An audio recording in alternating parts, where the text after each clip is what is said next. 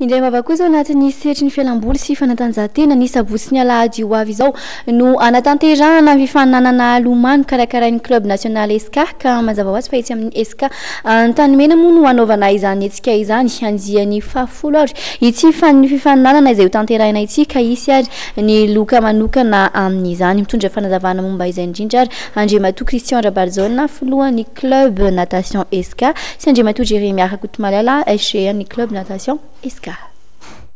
Dia faly miaraba ny mpijery MATV amin'izao fotoana vaovao izao zany aloha ny voalohanteny ny hetsika dia atao amin'ny sabotsy sy alahady ho avy izao ny atao hoe fifaninanana lomano atao hoe Nautica andia amin'ny fahafolo ny club natation SK. Dia ilay fifaninanana andia amin'ny fahafolo dia mazava ho azy atao amin'ny piscine dobo filomanosany SK mirefy 520 metatra izay ahitana ny mpilomano manerana ny nosy hifaninana amin'izay fotoana izay dia ao anatin'ny ligy efatra dia ny ligy ny Vakinakaratra, ny ligy ny Boeny, ny ligy n'Antsinanana ary ny ligy n'Analamanga. Ny mpandray anjara amin'ity andian'ny fahafolo ity dia manodidididina ny eo amin'ny 100 ny fandaharam-potoana indray dia ny sabotsy no tolakandro manomboka amin'ny 12 sasany manomboka ny échauffement dia ny fifaninanana amin'ny ray sy fefany dia ny alahady moa tontolon'ny andro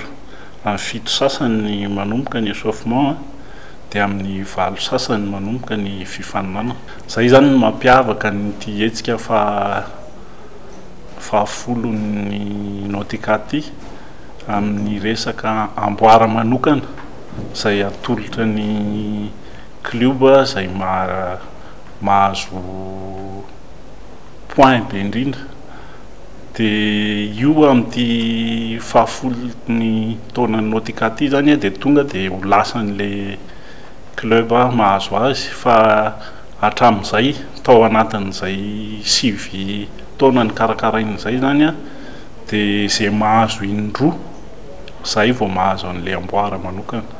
Eto izay dia manolotra fisaorana manokana ho an'ireo mpanoana nay izay mbola manaraka anay hatramin'izao satria raha nisy ny sika nikasana naovana an'io Nautica andian'ny fahafolo tamin'ny volana Desambra dia teraka soamatsara izy amin'ity volana Janvier ity dia isaorana manokana amin'izany ireo mpanoana rehetra satria tsy niala zareo fa mbola nanampy anay hatrany dia tonona amin'izany ry zareo amin'ny DHL, ny Matadi Free, ny Blue Line, ny Star, ny Baobab, ny Galaxam Logistique, ny Cadeau Pub ary ny Socobis dia tsy adino amin'izany koa ny ray aman-dreny sy ireo namana sy tapaka izay niara-dalana hatrany amin'ny club natation SK. Manasa tsika rehetra zany izay tia sy mpanoana ny taranja lomano mba ho tonga daholo amin'ireo 2 andro izay karakaraina ny Nautica andian'ny fahafolo ireo mba ho tonga daholo tsika